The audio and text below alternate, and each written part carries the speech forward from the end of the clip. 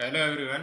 MPPSC mains paper third part A में जीव विज्ञान के अंतर्गत आज हम पढ़ेंगे कोशिका विभाजन, जो कोशिका के अंतर्गत रह गया था। और इसके अलावा अपन आज पढ़ेंगे ऊतक, जीवन की इकाई कोशिका और ऊतक, ये दोनों आज कंप्लीट हो जाएंगे। जो बचा हुआ टॉपिक था कोशिका का, इसके अलावा कोशिका का जो पहला टॉपिक है वो पहले वाले लेक्चर में है। इसके अलावा MPPSC mains paper 2 part B के सारे लेक्चर अपलोड हैं, आप उन्हें भी देखें। अगर अच्छा लगे तो उसे शेयर करें। तो सबसे पहले है कोशिका विभाजन। कोशिका विभाजन का सिंपल सा अर्थ है कि कोई कोशिका जो कि विभाजित होकर अपने जैसे नए कोशिकाओं का निर्माण करे तो उसको उस कोशिका का कोशिका विभाजन कहा जाता है। सबसे पहले कोशिका विभाजन के बारे में किसी ने बताया या देखा था तो वो विरचाऊ थे, जिन्होंने 1855 में इस चीज़ को नोटिस किया कि जो कोशिका है वो खुद जो प्री एग्जिस्टिंग कोशिका है उसके विभाजित होने से नई कोशिकाओं का विकास होता है या बनता है। तो इस बारे में पहले किसने दिया, तो विरचाऊ ने 1855 में बताया कोशिका विभाजन के बारे में। ये प्री में पूछा जा सकता है कि कोशिका विभाजन किसके द्वारा दिया गया है और किसके द्वारा बताया गया। तो सिंपल सा कोशिका विभाजन का अगर डेफिनेशन देखें तो यह एक जैविक प्रक्रिया है जिसमें एक कोशिका विभाजित होती है और एक या एक से अधिक नई कोशिकाएं बनाती हैं, जिसका निर्माण होता है। तो उसको क्या कहते हैं, कोशिका विभाजन कहते हैं। ये पूरा कोशिका विभाजन एक चक्र के हिसाब से चलता है, जिसको अपन क्या कहते हैं, कोशिका चक्र कहते हैं। कोशिका चक्र ही सबसे इंपॉर्टेंट है, क्योंकि इसी चक्र में हमको समझ में आएगा कि एक कोशिका कैसे विभाजित होती है और नए कोशिकाओं का निर्माण होता है। कोशिका के निर्माण से लेकर कोशिकाओं के विभाजन द्वारा नई कोशिकाएं बनने की सारी प्रक्रिया कोशिका चक्र कहलाती है। कोशिका के निर्माण से लेकर कोशिकाओं के विभाजन द्वारा नई कोशिकाओं के बनने की सारी प्रक्रिया क्या कहलाती है, कोशिका चक्र कहलाता है। कोशिका चक्र एक चरण है जिसमें विभाजित होने वाली कोशिका मात्र मात्र कोशिका एवं विभाजन के फलस्वरूप बनने वाली कोशिकाओं को पुत्री कोशिका कहलाते हैं, ये कहे जाते हैं। जो कोशिका विभाजित होने के लिए तैयार होती है उसे मातृ कोशिका कहते हैं, और विभाजन के बाद जो नई कोशिकाएं बनती हैं उन्हें पुत्री कोशिका कहती हैं। इसके बाद जब वो दोबारा वो विभाजित होंगी तो ये मातृ कोशिका बन जाएंगे, और फिर जो नई बनेंगी वो पुत्री कोशिका बन जाएंगी। तो ये प्रक्रिया चलती रहती है, कई कोशिकाओं में अनंत काल तक चलता है और कई कोशिकाओं में एक लिमिटेड पीरियड तक चलता है। हावर्ड फेल हावर्ड और फेल ने कोशिका चक्र को 4 अवस्था में दर्शाया था, और उसकी जो 4 अवस्थाएं थे उसके एक चक्र के हिसाब से उन्होंने बताया था कि पहले अवस्था क्या होगा, फिर दूसरा अवस्था क्या होगा, फिर तीसरा अवस्था क्या होगा। तो इस तरह से उन्होंने बताया G1, S, G2 और M, ये 4 अवस्थाओं को उन्होंने विस्तृत जानकारी दी कि G1 अवस्था में क्या होगा, S अवस्था में क्या होगा, G2 अवस्था में क्या होगा और M अवस्था में क्या होगा। तो ये सारी अवस्थाएं जो G1, S और G2, ये 3 अवस्थाएं होती हैं, तो इसमें ही सबसे ज़्यादा टाइम लगता है। लगभग 96% जो कोशिका विभाजन का टाइम होता है वो इन तीनों में ही लगता है। तो जीवन अवस्था में क्या होता है, मतलब जीवन अवस्था किसके लिए जाना जाता है, तो जीवन अवस्था में आरएनए तथा प्रोटीन संश्लेषण की क्रिया होती है। जीवन का जो पूरा अवस्था होता है उसमें सिर्फ आरएनए का संश्लेषण और प्रोटीन का संश्लेषण, आरएनए तथा प्रोटीन के संश्लेषण की क्रिया होती है। और जो एस अवस्था है उसकी नेक्स्ट अवस्था, उसमें डीएनए संश्लेषण की क्रिया होती है। और जो G2 अवस्था है उसकी जो नेक्स्ट अवस्था है उसमें विभाजन की तैयारी होती है, उसमें कोशिका पूर्ण रूप से विभाजित होने के लिए तैयार होती है या फिर तैयार हो जाती है। जो M अवस्था है उसे विभाज्योत्तिकी अवस्था भी कहा जाता है, और M अवस्था में विभाजन होता है जिसे 4 चरणों में व्यक्त कर सकते हैं। तो जो 4 चरण है जिसमें विभाजन होता है उसे कहते हैं प्रोफेज, मेटाफेज, एनाफेज और टेलीफेज। आगे हम इनके बारे में पढ़ेंगे भी कि ये क्या होते हैं, प्रोफेज, एनाफेज और टेलीफेज। तो ये 4 अवस्थाएं होती हैं लास्ट के जो विभाजन का, लेकिन जो पूर्ण रूप से ये 3 अवस्थाएं होती हैं जिनमें आरएनए का संश्लेषण, प्रोटीन का संश्लेषण, फिर डीएनए का संश्लेषण होना और इसके अलावा विभाजन के लिए तैयार होना। ये 3 अवस्थाएं जो होती हैं इन्हीं में ही 96% टाइम लगता है किसी कोशिका के विभाजन में। इसके अलावा जो लास्ट का फेज़ है एम फेज, जो विभाजन का फेज़ है, उसमें सिर्फ 4% टाइम पर ही ये चारों फेज कंप्लीट हो जाते हैं और विभाजित हो जाते हैं। मतलब कोई भी कोशिका विभाजित हो जाता है और इसके बाद विभाजन के फलस्वरूप नई कोशिका हमें प्राप्त हो जाती है। तो किसी कोशिका के विभाजन का जो पहला चरण होता है उसको अंतरावस्था कहते हैं, मतलब इंटरफेज कहते हैं। और ये 3 चरणों से मिलकर बना होता है, जो मैंने बताया, जो 96% टाइम लगता है। तो वो 3 अवस्थाएं क्या हैं, G1, S और G2, ये 3 अवस्थाएं, इन्हीं से मिलकर वो प्रवस्था मतलब अंतरावस्था बनता है, इंटरफेज बनता है। और अंतरावस्था के अंतर्गत G1, S, G2 अवस्थाएं आती हैं। अंतरावस्था 2 विभाजनों के मध्य की अवस्था होती है। ठीक है, जैसे ही कोई कोशिका विभाजित होता है तो पूर्ण विभाजन से जस्ट पहले की जो अवस्था होती है उसे अंतरावस्था कहते हैं। और अंतरावस्था में कोशिका उपापचय क्रिया द्वारा विभाजन की तैयारी होती है, यह उसमें तैयारी कर किया जाता है। या एक कोशिका खुद को तैयार करता है विभाजन के लिए। इसके अलावा जो 96% का समय अंतराल लगता है वो इसी अवस्था में लगता है, अंतर अवस्था में, इंटरफेस में, किसी भी कोशिका के विभाजन के लिए। तो अंतर अवस्था एक महत्वपूर्ण अवस्था है जिसमें 3 चरणों पर उसका विभाजित किया कर सकते हैं हम अवस्था को, और इसका जो सबसे बड़ा टाइम होता है वो 96% टाइम यहीं पर लेता है कोई भी मात्र कोशिका। और इसके बाद जब वो माइटोटिक अवस्था में या माइटोटिक फेज में जाता है तो वहाँ पर उसका विभाजन होता है, और इसके बाद वहाँ जब विभाजन होता है तो नई कोशिकाओं को हमें विकास मिलता है या फिर नई कोशिका उत्पन्न होती हैं जो जिसे हम पुत्री कोशिका के रूप में भी जानते हैं।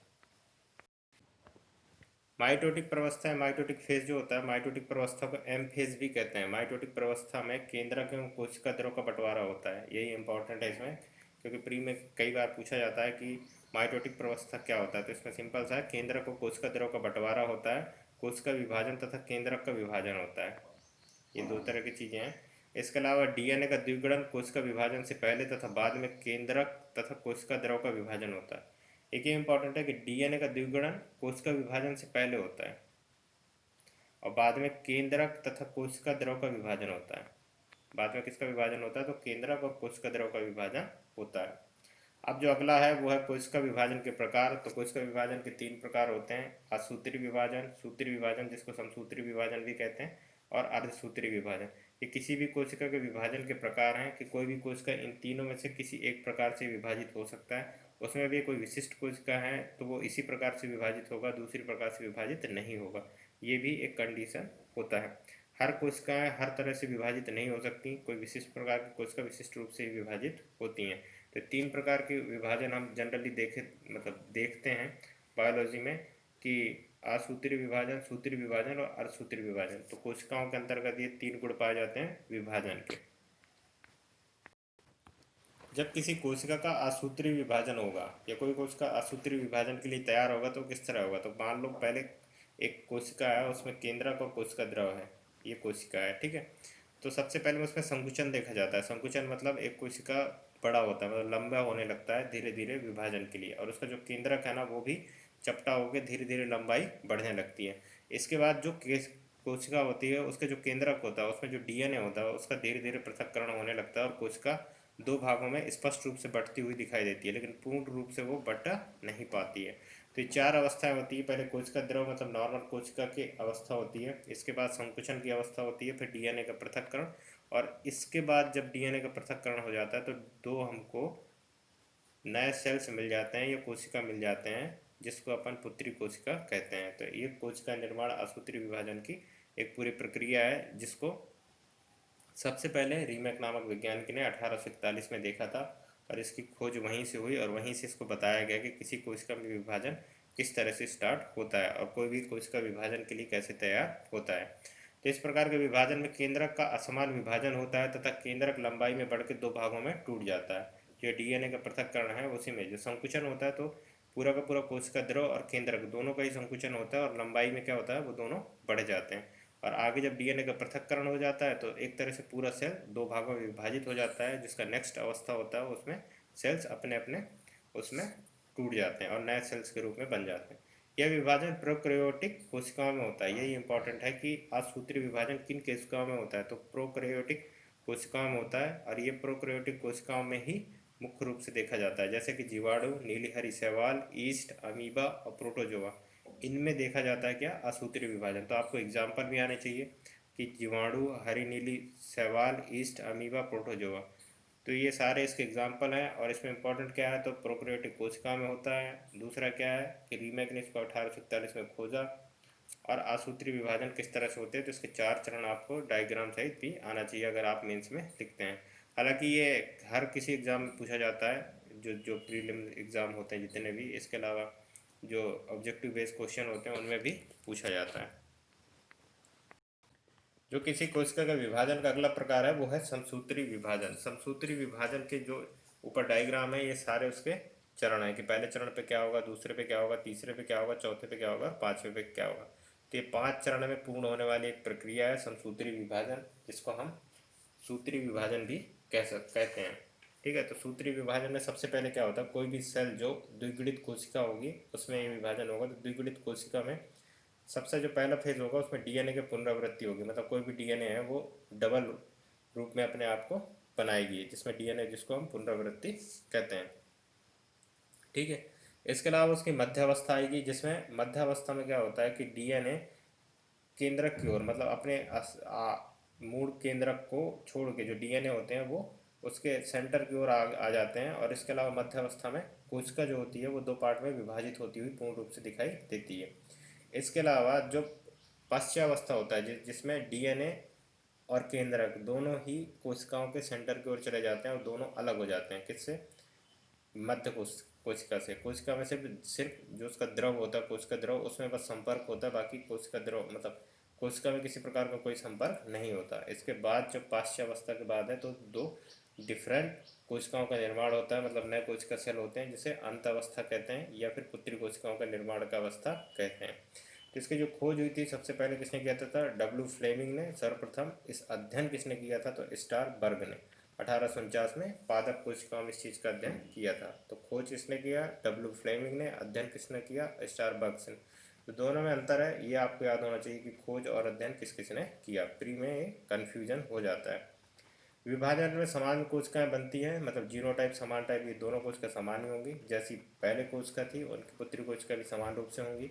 विभाजन की अवस्था वृद्धि एवं ग्रोथ होते होता है। किसी भी विभाजन, जैसे आपका शरीर ग्रोथ कर रहा है तो वो इसलिए, उसमें जो कोशिकाओं का विभाजन हो रहा है वो इसलिए हो रहा है क्योंकि आपका शरीर ग्रोथ कर सके। तो ये विभाजन और वृद्धि के लिए ग्रोथ होती है। द्विगुणित कोशिका से द्विगुणित कोशिका का निर्माण होता है। द्विगुणित कोशिका से द्विगुणित कोशिका का निर्माण होता है। जैसे मतलब द्विगुणित कोशिका अगर वो होगा तो आगे चल के जो पुत्री कोशिकाएं भी बनेंगी वो भी द्विगुणित कोशिका के रूप में ही निर्माण होगा उनका। और इस प्रकार जो विभाजन से विभाजोत्तक कोशिकाएं बनती हैं वो कहाँ कहाँ देखा जाता है? तो मूल शीर्ष में, कलिग में और कायिक और दैहिक कोशिकाओं में पाया जाता है। कायिक और दैहिक कोशिका उन कोशिकाओं को कहा जाता है जो कि प्रजनन के बिना नई कोशिकाओं का निर्माण करते हैं। ठीक है, उन्हें कायिक या दैहिक कोशिका कहते हैं। तो ये इम्पॉर्टेंट है कि जो समसूत्री विभाजन होता है वो कायिक और दैहिक कोशिकाओं में पाया जाता है और ये हमेशा द्विगुणित कोशिकाओं का निर्माण होता है। और इसमें जो फेज़ है वो सबसे पहले क्या होता है कि द्विगुणित कोशिका में जो डीएनए होता है उसका पुनरावृत्ति होता है और मध्य अवस्था में केंद्रक अलग हो जाता है, लेकिन डीएनए दोनों ही सेंटर की ओर विस्थापित हो जाते हैं और एक दूसरे के संपर्क में आते हैं। इसके अलावा जो पश्चावस्था है उसमें डीएनए और केंद्रक दोनों अलग हो जाते हैं और कोशिका के सेंटर में चले जाते हैं और इसके बाद उनके बीच जो संपर्क होता है वो कोशिका द्रव में होता है और कोशिका द्रव के बाद जो नया उनका विभाजित होता है तो दोनों कोशिकाएं एक दूसरे से अलग हो जाती हैं और दोनों सेल्फ मतलब एक नई कोशिका का निर्माण कर लेते हैं। जो विभाजन का अंतिम रोग है वो है अर्धसूत्री विभाजन, जो कि ये बहुत इंपॉर्टेंट है। इसी से जो हमारे प्रजनन वाले जो गुण होते हैं वो असूत्री विभाजन से ही होते हैं सेल्स में। इसके अलावा जो किसी प्रजाति का विकास होता है वो असूत्री विभाजन के द्वारा ही माना जाता है। ठीक है, तो असूत्री विभाजन में ये चार फेजें होती हैं जो कि मैंने पहले बताया था, प्रोफेज, मेटाफेज, एनाफेज और टेलीफेज। तो इस तरह से चलता है और इसके बाद फिर ये जो तीनों फेज के बाद फिर से वो रिपीट करता है अपने फेज को। जब जो कोशिकाएं बन जाती है तो अपने आप को फिर से रिपीट करता है और इसके बाद चार अगुणित कोशिकाओं का निर्माण करता है एक असूत्री विभाजन में। मतलब सबसे पहले क्या होगा, एक कोशिका होगा, कोशिका में विभाजन होगी तो उसका जो पहला अवस्था होगा उसमें डीएनए की पुनरावृत्ति होगी जो कि प्रोफेज प्रथम अवस्था में इसमें। ठीक है, इसमें भी चार अवस्थाएं होती हैं। इसके अलावा जो आगे है मेटाफेज, मेटाफेज में भाई केंद्रक का अलग होना होता है और केंद्रक का एक स्पष्ट रूप से कोशिका के अंदर दिखाई देता है। और जो एनाफेज है उसमें पूर्ण रूप से जो डीएनए है, द्विगुणित डीएनए है, वो कोशिका के दोनों तरफ विभाजित हो चुके होते हैं। और इसके बाद जो टेलीफेज है उसमें कोशिका विभाजित होकर दो कोशिकाओं का निर्माण करता है। लेकिन जो ये दो कोशिकाएं हैं वो पुनः निर्माण मतलब रिपीट करती हैं इस प्रक्रिया को और इसके बाद उसमें सिंगल डीएनए का गुण आ जाता है और सिंगल डीएनए के साथ वो एक नई कोशिकाओं का निर्माण करते हैं। और लास्ट में जो चार अगुणित कोशिकाएं होती हैं उसमें एक ही डीएनए पाया जाता है, डबल डीएनए नहीं होता। इसका खोज किया था फार्मर ने और मूरे ने 1905 में। कोशिका विभाजन की वह प्रक्रिया जिसमें एक बार विभाजन से चार नई अगुणित कोशिकाओं का निर्माण होता है, लेकिन निर्मित हुई नई कोशिकाओं में क्रोमोसोम की संख्या अपनी जनन कोशिका की तुलना में आधी होती है। अतः इस विभाजन द्वारा कोशिका व जीवों में क्रोमोसोम की संख्या आधी रहती है। बस यही है कि इसमें क्रोमोसोम की जो संख्या होती है वो पूर्ण रूप से आधी हो जाती है, क्योंकि वो जब दोबारा विभाजन के लिए जाती है तो जिसमें जो डीएनए या फिर क्रोमोसोम्स होते हैं वो क्या होते हैं, आधे हो जाते हैं जब उसका 4 अगुणित कोशिकाओं में जब उसके टेलीफेज के बाद जब नए कोशिकाओं के लिए वो रिपीट करता है अपने प्रोसेस को, तो और असूत्रीय विभाजन सदैव द्विगुणित कोशिकाओं में पाया जाता है। असूत्रीय विभाजन में कोशिका द्रव तथा केंद्रक का 2 बार विभाजन होता है।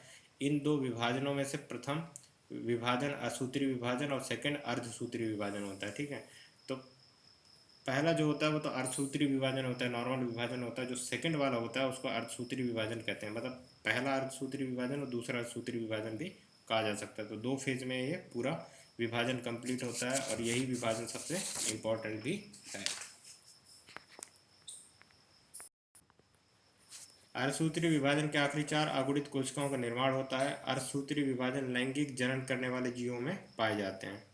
ये इंपॉर्टेंट है, ये पूछा जाता है कि किन में पाए जाते हैं। तो लैंगिक जनन करने वाले जीवों में पाया जाता है। अर्धसूत्रीय विभाजन परागकणों, बीजाणु और जंतुओं का वृषण, अंडाशय, इनमें पाया जाता है, इसको देखने को मिलता है। तो ये हो गया अर्धसूत्रीय विभाजन।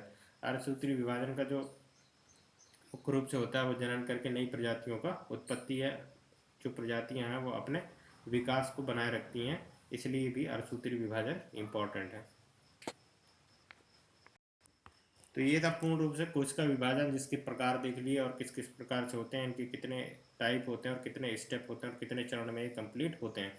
ये आपको आना चाहिए, एग्जाम में पूछा जाता है, जिसमें कोई भी पूछा जा सकता है 6 नंबर में या फिर 3 नंबर में या फिर 15 नंबर में। तो कोशिका विभाजन इंपॉर्टेंट था और इसके सारे चरण आपको याद होने चाहिए और किस किस प्रकार से इसका चक्र चलता है और कैसे ये विभाजित होता है। इसके अलावा ज़्यादा डीप में आपको पढ़ने की ज़रूरत नहीं है, क्योंकि अगर इससे ज़्यादा डीप में आप पढ़ेंगे तो फिर वो बायोलॉजी हो जाएगा पूरी तौर से और आपको इतना डीप की ज़रूरत नहीं है। अब लास्ट में हम बात करते हैं जंतु कोशिका और पादप कोशिका के बीच में अंतर, कि इन दोनों में कौन कौन से अंतर देखने को मिलता है। तो हम एक तरफ लक्षण देखेंगे और दोनों में अंतर देखेंगे। तो पादप कोशिका और जंतु कोशिका, इनकी आकार और आकृति। आकृति में जो पादप कोशिका होती है वो बड़ी होती है, ठीक है, और आकार कैसा होता है इसका, आयताकार। मैंने पहले वाले लेक्चर में इन दोनों की डायग्राम भी दिखाए हैं, ठीक है। अपेक्षाकृत छोटी और आकार में अंडाकार। जो जंतु कोशिका होती है वो सबसे इसका इंपॉर्टेंट होता है, एक तो छोटा होता है आकार में, दूसरा अंडाकार का होता है, और ये जो होता है वो आयताकार का होता है। कोशिका भित्ति सेलुलोज की बनी होती है। कोशिका भित्ति अनुपस्थिति होती है किसमें, जंतु कोशिकाओं में, ठीक है। रिक्तिकाएं कड़ी होती हैं। एक विकसित पादप कोशिका में समानता एक एकल बड़ी केंद्रीय रिक्तिका उपस्थित होती है। रिक्तिकाएं अधिकांश अनुपस्थित होती हैं, या यदि होती हैं तो आकार में छोटी या छितरी होती हैं। तो ये इंपॉर्टेंट है कि रिक्तिकाएं अगर होती हैं तो छोटी होती हैं, तो नहीं होती। 2 चीज़ों से पूछती है, कोशिका भित्ति किसमें पाया जाता है, तो पादप कोशिका में। रिक्तिकाएं सबसे ज़्यादा किसमें पाई जाती हैं, तो वो पादप कोशिका में, जंतु कोशिका में नहीं होती। इसके अलावा है गोल्जी बॉडी। गोल्जी बॉडी किसे कहते हैं, तो पादप कोशिका में गोल्जी पिंड बिखरे हुए होते हैं और इसे टिकिट ओसोम कहलाते हैं, ठीक है। और गाल्जी बॉडी पूर्णतः विकसित होते हैं और केंद्रक के निकट स्थित होते हैं। ये मैंने डायग्राम में भी दिखाया था, जब जंतु कोशिका के मैंने डायग्राम बनाया था, तो गाल्जी बॉडी कहाँ पे स्थित होता है। सेंट्रोसोम और सेंट्रियोल अनुपस्थित होते हैं। सेंट्रोसोम और सेंट्रियोल उपस्थित होते हैं, किस में होते हैं, जंतु कोशिका में होते हैं और पादप कोशिका में नहीं होते हैं। प्लास्टिक के अलावा सिंपल सी बात है, पादप कोशिका में होंगे, जंतु कोशिका में नहीं होंगे। इसके अलावा आरक्षित भोजन का भंडार। आरक्षित भोजन का भंडार स्टार्च और तेल के रूप में आरक्षित रहता है, किसमें, पादप कोशिका में। आरक्षित भोजन ग्लाइकोजन के रूप में भंडारित रहता है, किसमें, जंतु कोशिका में। तो ये सारे इसके डिफरेंस थे और डिफरेंस आपको आने चाहिए। सिंपल से हैं कि पादप कोशिका में कौन कौन से लक्षण होंगे और जंतु कोशिका में कौन कौन से होंगे। तो सबसे पहले तो आपको आकार आकृति आना चाहिए। कोशिका भित्ति रिक्तिकाएं आपको पता ही है, गोल्जी बॉडी आपको पता ही है, सेंट्रोसोम को पता है, प्लास्टिड आप लिख ही दोगे। और इसके अलावा आरक्षित भोजन का जो भंडार है वो किस किस रूप में होता है, क्योंकि आरक्षित भोजन के भंडार तो आपको प्री में भी पूछा जाता है कि किस किस रूप में पादप में और जंतु कोशिका में होता है, कि पादप कोशिका में किस तरह से भंडारण होता है भोजन का और जंतु कोशिका में किस तरह होता है। तो इंपॉर्टेंट है। तो यहाँ पे कोशिका के सारे टॉपिक कंप्लीट होते हैं। कोशिका क्या होती है, कितने टाइप की कोशिका होती है, कोशिकांग क्या होते हैं, इसके अलावा कोशिका का विभाजन कैसे होता है, कितने टाइप का होता है, इसके अलावा पादप और जंतु कोशिका में अंतर। अब अपन जो आगे पढ़ेंगे वो पढ़ेंगे ऊतक। तो आगे है ऊतक। ऊतक किसे कहते हैं, तो सबसे पहले तो सिंपली है ऊतक क्या होता है। तो ऊतक क्या होता है कि जब बहुत सारी कोशिकाएं, जो कोशिकाएं अभी हमने निर्माण के बारे में पढ़ा, तो बहुत सारी कोशिकाएं जो समान मतलब एक जैसे कार्य करने या संरचना में होती हैं, एक जैसे जिनके फंक्शंस होते हैं, कार्य करते हैं, वो सारी कोशिकाएं जब मिल जाती हैं और एक जैसे कार्य को परफॉर्म करने लगती हैं, तो उन कोशिकाओं के समूह को हम क्या कहते हैं, ऊतक कहते हैं। और उनकी संरचना और कार्य अगर समान होगा तो वही कोशिकाओं का जो समूह होगा वो ऊतक का रूप ले लेता है, या ऊतक उसको कहते हैं। तो इसका जो डेफिनेशन है वो यही है, एक ही प्रकार की संरचना और कार्य करने वाले कोशिकाओं के समूह को ऊतक कहते हैं। ठीक है। और दूसरा अगर डेफिनेशन है तो दूसरा डेफिनेशन है इसका कि समान आकार एवं आकृति की कोशिकाओं का समूह जिनका कार्य भी समान होता है और जिनकी उत्पत्ति भी समान होती है ऊतक कहलाता है। इन दोनों में से आप कोई भी एग्जाम में लिख सकते हैं, 3 नंबर में अगर आएगा तो दोनों के लिए सफिशियंट है। तो ऊतक कितने प्रकार के होते हैं, तो पहले तो पादप ऊतक के बारे में देखेंगे। मतलब 2 प्रकार के होते हैं ऊतक, तो वैसे मतलब किस किस में पाए जाते हैं, एक जंतु ऊतक पाया जाता है, एक पादप ऊतक पाया जाता है। तो पादप ऊतक के भी बहुत सारे प्रकार होते हैं, जंतु ऊतक के भी बहुत सारे प्रकार होते हैं। तो सबसे पहले हम जो देखेंगे वो देखेंगे पादप ऊतक। ये पादप ऊतक में ऐसे कौन कौन से ऊतकों का समूह है जो एक जैसे कार्य को परफॉर्म करते हैं और एक जैसे कार्य करते हैं और संरचना में भी एक जैसे होते हैं। तो मुख्य रूप से पादप ऊतकों में 2 प्रकार के ऊतक पाए जाते हैं, एक तो स्थायी ऊतक और दूसरे विभाज्योतक ऊतक या मेरिस्टेमेटिक ऊतक। ठीक है।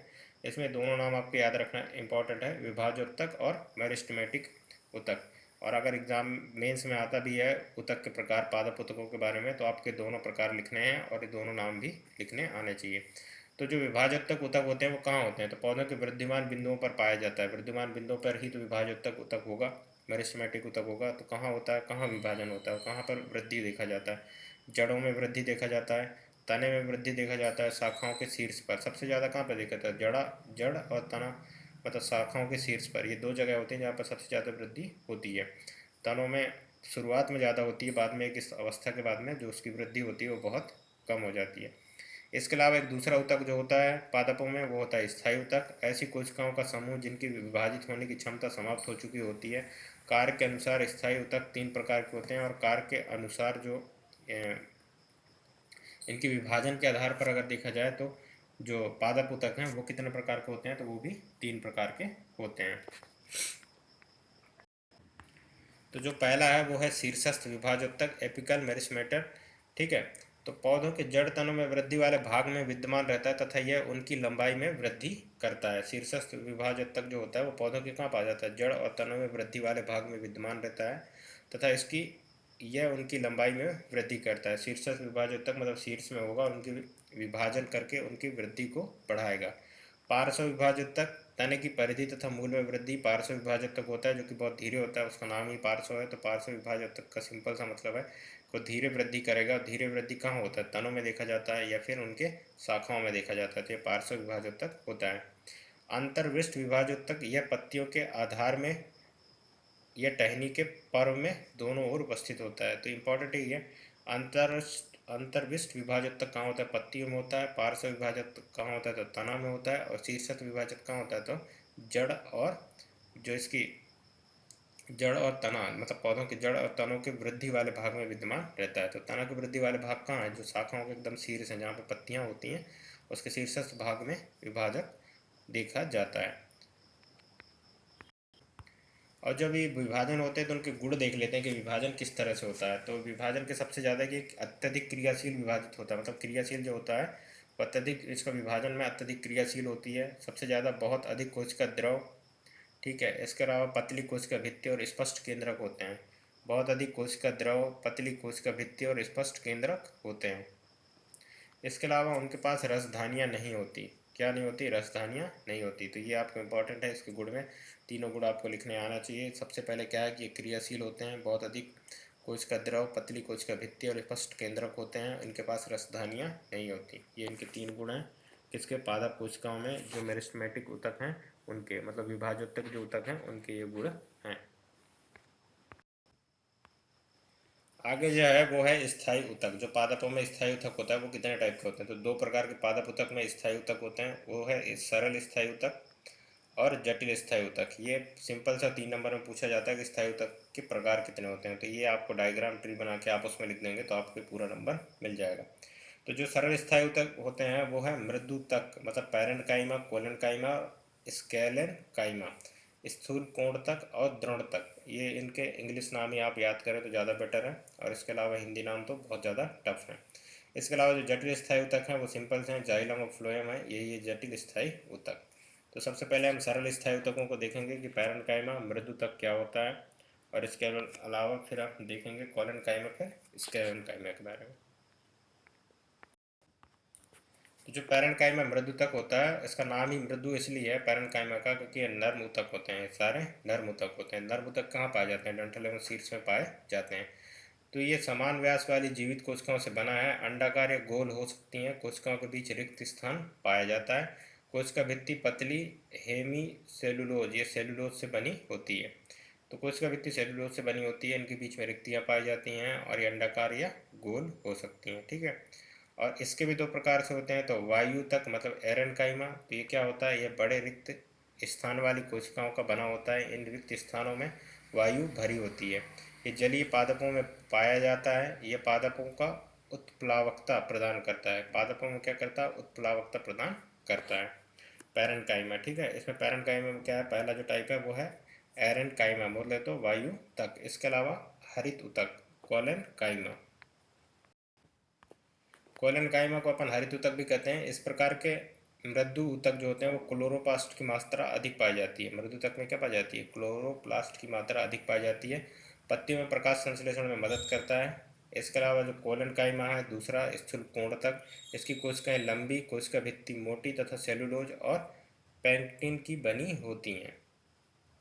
इंपॉर्टेंट यही है, सेलुलोज और पैक्टिन की बनी होती है। और क्या इसके फंक्शन है? इसके अलावा स्केलेनकाइमा या तो दृढ़ तक, ये कठोर ऊतक होते हैं। कठोर और मृत ऊतक भी इन्हें कहा जाता है। इसके अलावा जो स्केलेनकाइमा है उसमें लिग्निन के जमाव के कारण कोशिका भित्ति बहुत मोटी होती है और ये तंत्रिका मतलब यांत्रिक सहारा प्रदान करते हैं और पादप शरीर को कठोरता प्रदान करते हैं। तो ये दो चीज़ें जो इसके गुण हैं वो आपको याद रखना है कि स्केलेनकाइमा जो है वो दृढ़ तक जो ऊतक है वो क्या करेगा? ये तंत्रिका को सहारा प्रदान करेगा और पादप शरीर को कठोरता प्रदान करेगा। जो ऑब्जेक्टिव चीज़ है उसमें अंग्रेजी से ही पूछा जाता है, उसमें हिंदी को भी अंग्रेजी लिख दिया जाता है, तो आपको याद होना चाहिए। दृढ़ तक अगर याद नहीं है तो भी चलेगा, ये इम्पॉर्टेंट है। तो ये पादप ऊतकों में जो कि सरल स्थायी ऊतक में कौन कौन से होते हैं? स्थायी ऊतक का, सरल स्थायी ऊतक का जो टाइप है वो ये है। इसके अलावा जो जटिल स्थायी ऊतक हैं वो है जाइलम और फ्लोएम। तो पहला है जाइलम। तो जाइलम एक संवाहक ऊतक है और ये संवाहक बंडल का निर्माण करता है। ठीक है। जाइलम ट्रेकिड्स यानी वाहिनिका या वाहिका जाइलम पैरेन्काइमा और जाइलम फाइबर से मिलकर बना है। इसके कार्य बहुत बार पूछा जाता है जो ऑब्जेक्टिव वाले पेपर्स होते हैं उसमें। ठीक है। तो इसके क्या है? जड़ों द्वारा जो प्राप्त खनिज और जल के पौधों को अन्य भागों तक पहुंचाने का इसका मुख्य कार्य है। और ये स्थायी ऊतक है जाइलम। ठीक है। एक संवहन ऊतक है, बंडलों का निर्माण करता है। कितना टाइप से बनता है? तो ट्रैकिड्स, वाइकन, जाइलम पैरेन्काइमा और जाइलम फाइबर, ये तीन चीज़ों से मिलकर बना होता है। तो ये भी आपको याद होना चाहिए, मेंस में ये तीनों आपको लिखने पड़ेंगे। आगे जो है वो है फ्लोएम। फ्लोएम भी एक संवहन ऊतक है और ये संवहन बंडल का भी निर्माण करता है।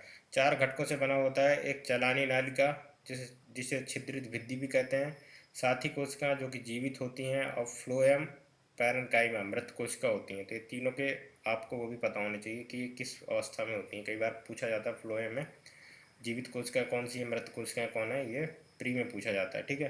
कार्य क्या है? पत्तियों के प्रकाश संश्लेषण द्वारा बने भोजन को पौधों के अन्य भागों तक पहुंचाना, ये इसका मुख्य कार्य है। और उसका जो जाइलम है उसका क्या करता है? वो खनिज पदार्थों को पत्तियों तक पहुंचाने का कार्य करता है।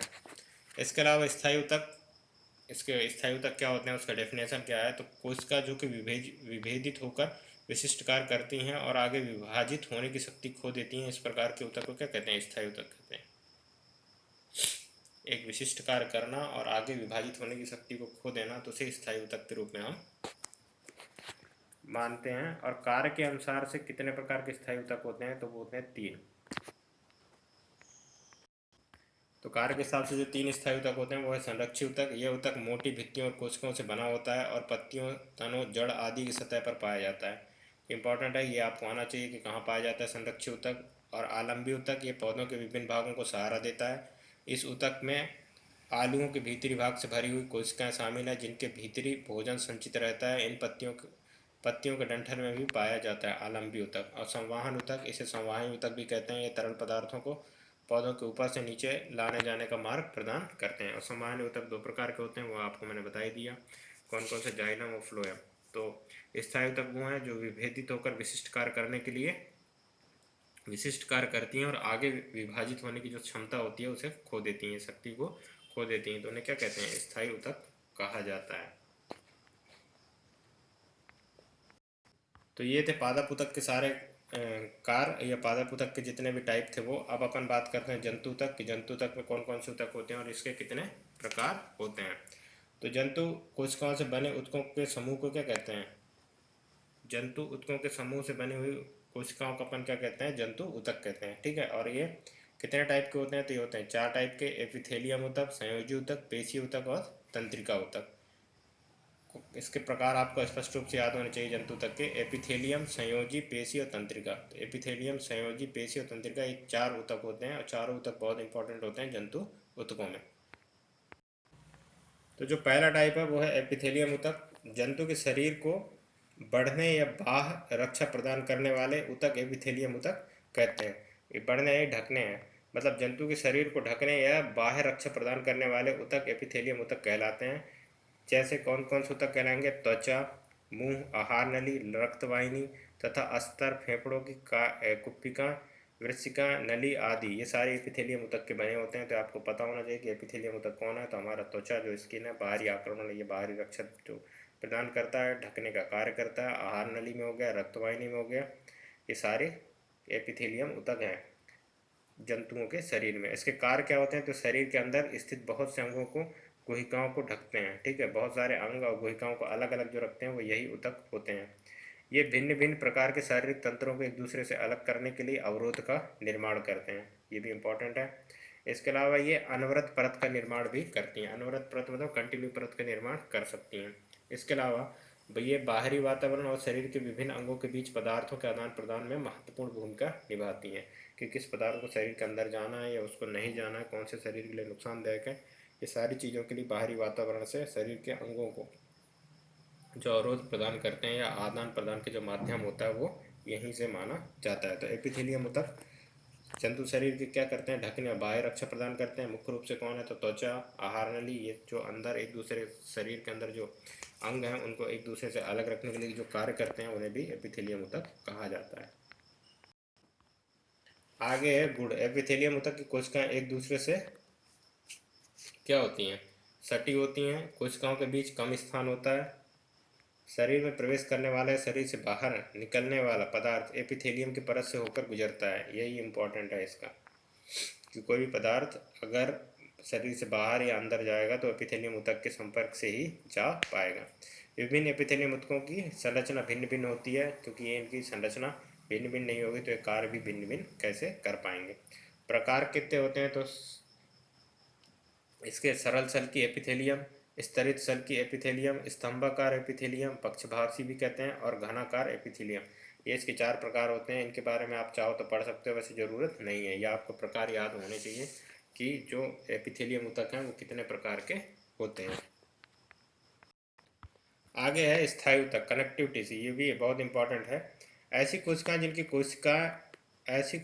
कोशिकाएं आपस में कम जुड़ी होती हैं और अंतरकोशीय अधात्री से धंसी होती हैं, संयोजी ऊतक कहलाती हैं। अंतरकोशीय अधात्री से धंसी होती हैं और क्या कहलाती हैं, वो संयोजी ऊतक कहलाती हैं।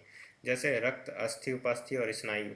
ये इंपॉर्टेंट इसके एग्जाम्पल है, रक्त, अस्थि, उपास्थि और स्नायु। ठीक है, अब ये कैसे रक्त कैसे होगा संयोजी ऊतक, वो इसमें मतलब अपन को पता होना चाहिए। तो रक्त एक संयोजी ऊतक है जो पदार्थों के संवहन के लिए एक माध्यम का कार्य करता है। यह गैसों जैसे कि ऑक्सीजन और कार्बन डाइऑक्साइड आदि, शरीर में पचे हुए भोजन, हार्मोन्स और उत्सर्जी पदार्थों को शरीर के एक भाग से दूसरे भाग का संवहन करता है। इसलिए इसको क्या कहते हैं, संयोजी ऊतक कहते हैं। कनेक्टिव टिश्यू के रूप में जाना जाता है। तो इम्पॉर्टेंट है कि रक्त संयोजी ऊतक है। अब प्लाज्मा किसको कहते हैं, तो रक्त के तरल आधात्री भाग को प्लाज्मा कहते हैं। ठीक है, जो पीला वाला भाग होता है उसे आधात्री कहते हैं, रक्त के प्लाज्मा कहते हैं। और प्लाज्मा में क्या क्या होते हैं, तो आरबीसी, डब्ल्यूबीसी और प्लेटलेट्स, ये उसमें सम्मिलित होते हैं। किसमें, प्लाज्मा के अंदर, मतलब एक रक्त जो ब्लड सेल्स होता है उसमें। अब अस्थि की बात करते हैं, तो अस्थि मतलब बोन कैसे संयोजी ऊतक के रूप में काम करते हैं, तो यह भी एक संयोजी ऊतक है। कार्य क्या है, पंजर का निर्माण कर शरीर को आकार प्रदान करना, पहला। दूसरा, ये मांसपेशियों को सहारा देती हैं और शरीर के मुख्य अंगों को सहारा देती हैं। यह ऊतक मजबूत और कठोर होता है। सभी को पता है अस्थि मजबूत और कठोर होता है। अस्थि कोशिकाएं कठोर अधात्रिक में धंसी होती हैं। तो ये आपको आना चाहिए अस्थि या बोन कोशिकाओं के बारे में। और उपस्थि जो अगला कोशिका है वो भी एक संयोजी ऊतक के रूप में कार्य करता है। आगे उपस्थि एक अन्य प्रकार के संयोजी ऊतक होता है जिसमें कोशिकाओं के तीन पर्याप्त स्थान होते हैं। इसकी ठोस अधात्रि प्रोटीन और शर्करा से बनी होती हैं। उपस्थि जो होती हैं वो नाक, कान, कंठ और श्वास नली में उपस्थित होती हैं। यह अस्थियों के जोड़ों को चिकना बनाती हैं। ये शरीर के कुछ विशेष अंगों को जैसे नाक, कान और उपस्थि को आकार प्रदान करते हैं। उन्हीं को क्या कहते हैं? उपस्थि कहते हैं। इसके अलावा जो स्नायु है, स्नायु दो उपअस्थियों को जोड़ने वाला एक अन्य संयोजी ऊतक है जिसे स्नायु कहते हैं। इसके गुण क्या है? तो स्नायु बहुत ज़्यादा लचीला और मजबूत होता है। स्नायु बहुत कम आधात्री होती है। तो आपको याद होना चाहिए कि संयोजी ऊतक कौन कौन से हैं। तो रक्त, अस्थि, उपस्थि और स्नायु, तो ये तीन चीज़ें हैं, कन्फर्म याद होना चाहिए और इन्हीं से आपको बन जाएगा। तो ऊतक कितने टाइप के होगा मतलब जंतु ऊतक में? तो जंतु ऊतक में एपिथेलियम ऊतक, संयोजी ऊतक, अब पेशी ऊतक, तंत्रिका ऊतक। ठीक है, तो आप अपना पढ़ेंगे पेशी ऊतक। संयोजी ऊतक सबसे इंपॉर्टेंट है क्योंकि संयोजी ऊतक में कौन कौन से आते हैं? तो संयोजी ऊतक में आता है रक्त, अस्थि, उपस्थि और स्नायु। और एपिथेलियम ऊतक कौन से हैं? तो जैसे एपिथेलियम ऊतक में हमारा स्किन आता है, आहारनाल आता है, एक दूसरे को डिफरेंस करते हैं। हालांकि एपिथेलियम ऊतक के चार प्रकार हैं: सरल, स्तरित, स्तंभाकार और घनाकार। तो आपको ये नाम भी याद होने चाहिए। अगला जो प्रकार है वो है पेशी ऊतक है। पेशी ऊतक लंबी कोशिकाओं का बना होता है जिसे पेशीय रेशा भी कहा जाता है, जो हमारे शरीर में गति करता है। जो वाइट कलर के लंबे पेशी ऊतक माने जाते हैं उनको, जो कि लंबे रेशे के समान होते हैं। और पेशी ऊतक लंबी कोशिकाओं का बना होता है। इसके कार्य क्या होते हैं? तो पेशी ऊतक हमारे शरीर में गति करती हैं। ये अस्थियों को बांध कर रखती हैं। सबसे इंपॉर्टेंट ये अस्थियों को क्या करती हैं? बांध कर रखती हैं। तो इंपॉर्टेंट हो गया। इसके प्रकार कितने हैं? तो पेशी ऊतक के तीन प्रकार हैं। प्रकार कौन से हैं? रेखित, अरेखित और हृदय पेशियाँ। तो ये आपको प्रकार इसके भी याद होना चाहिए कि कितने प्रकार के पेशी ऊतक हैं, और इम्पॉर्टेंट है ये प्री में भी और मेंस के लिए भी। अब जो लास्ट बचता है वो है तंत्रिका ऊतक। तंत्रिका ऊतक किसे कहते हैं? तो तंत्रिका ऊतक मस्तिष्क, मेरुरज्जु तथा तंत्रिकाएं एक विशेष प्रकार के ऊतकों से बना होता है जिन्हें तंत्रिका ऊतक कहते हैं। ठीक है, तंत्रिका ऊतक क्या है? मस्तिष्क, मेरुरज्जु तथा तंत्रिकाएं एक विशेष प्रकार के ऊतकों से बने होते हैं जिन्हें तंत्रिका ऊतक कहते हैं। इनके कार्य क्या होते हैं? तो यह सूचनाओं को पूरे शरीर में एक स्थान से दूसरे स्थान तक पहुंचाती हैं, पहला। दूसरा है ये पेशियों में गति कराने में सहायक करती हैं। तीसरा, शरीर में उत्पन्न वैद्युत संकेतों को मस्तिष्क तक पहुंचाती हैं। क्या करती हैं? शरीर में उत्पन्न वैद्युत संकेतों को मस्तिष्क तक पहुंचाने का कार्य करती हैं। तो ये हो गया तंत्रिका ऊतक। तंत्रिका ऊतक क्या है? मस्तिष्क, मेरुरज्जु तथा तंत्रिकाएं एक विशेष प्रकार के ऊतकों से बना होता है जिन्हें तंत्रिका ऊतक कहते हैं। कार्य क्या है इनका? तो ये है सूचनाओं को पूरे शरीर में एक स्थान से दूसरे स्थान तक पहुंचाती हैं। मतलब एक तरह से सेंसस ऊतक कहलाते हैं हमारे, जो हमारे सारी चीज़ों को, हमारे जो कमांडिंग है हमारे बॉडी को, वो कमांड करते हैं, वो तंत्रिका ऊतक के द्वारा किया जाता है। ये पेशियों में गति कराने में सहायता करती हैं और शरीर में उत्पन्न विद्युत संकेतों को मस्तिष्क तक पहुंचाती हैं। विद्युत संकेतों का मतलब जो हमें निर्देशित करती हैं कि हमें क्या करना है। तो सारे तंत्रिका ऊतक के द्वारा ही किया जाता है। और हमारा जो शरीर मूव करता है या फिर जिस तरह के वो होती हैं, वो सारे तंत्रिका ऊतक के माध्यम से ही होती हैं। तो आज बस इतना ही। यहीं पे ऊतक सारा कंप्लीट होता है। ऊतक के कितने टाइप होते हैं, कौन कौन से ऊतक होते हैं, इसके अलावा कोशिका विभाजन कितने टाइप का होता है, कौन कौन से फेज होते हैं, कोशिका चक्र क्या होता है, इसके अलावा कोशिका के विभाजन के कितने कितने प्रकार होते हैं और कौन कौन से कोशिकाओं में किस प्रकार के विभाजन पाए जाते हैं। सबसे इम्पोर्टेंट है जनन कोशिकाओं में जो विभाजन होता है वो किसमें होता है? तो वो होता है अर्ध सूत्री विभाजन में। ये इंपॉर्टेंट है। पादप और जंतु कोशिकाओं में अंतर, ये इंपॉर्टेंट है। इसके अलावा ऊतक, उसमें दोनों है, पादप ऊतक और स्थायी ऊतक। जो पादप ऊतक के दो प्रकार हैं, मेरिस्टेमेटिक और स्थायी ऊतक। तो मेरिस्टेमेटिक और पादप ऊतक दोनों के बारे में पता होना चाहिए। इसके अलावा स्थायी ऊतक के जो टाइप हैं वो भी इंपॉर्टेंट है। जाइलम, फ्लोएम स्थायी ऊतक हैं। उनके कार्य, स्थायी ऊतक के कार्यों के हिसाब से कितने प्रकार के होते हैं? जंतु ऊतक में चार प्रकार के होते हैं: एपिथेलियम ऊतक, संयोजी ऊतक, पेशी ऊतक और तंत्रिक ऊतक। ये भी इंपॉर्टेंट है और इनके कार्य और इनके प्रकार भी आने चाहिए। तो आज के लिए इतना ही। Thank you very much. अगर आपको वीडियो पसंद आए या लेक्चर पसंद आए तो इसको शेयर जरूर करें, क्योंकि ये सभी प्रकार के एग्ज़ाम के लिए इंपॉर्टेंट है। पर ये मेनली जो है वो है MPPSC मेंस के लिए। मेंस के हिसाब से ही मैंने नोट्स बनाए हैं और ये जो मैंने बताया है वो भी मेंस के हिसाब से ही है। तो थैंक यू वेरी मच। अगर आपको लेक्चर पसंद आया तो इसको शेयर करें और चैनल को सब्सक्राइब करें।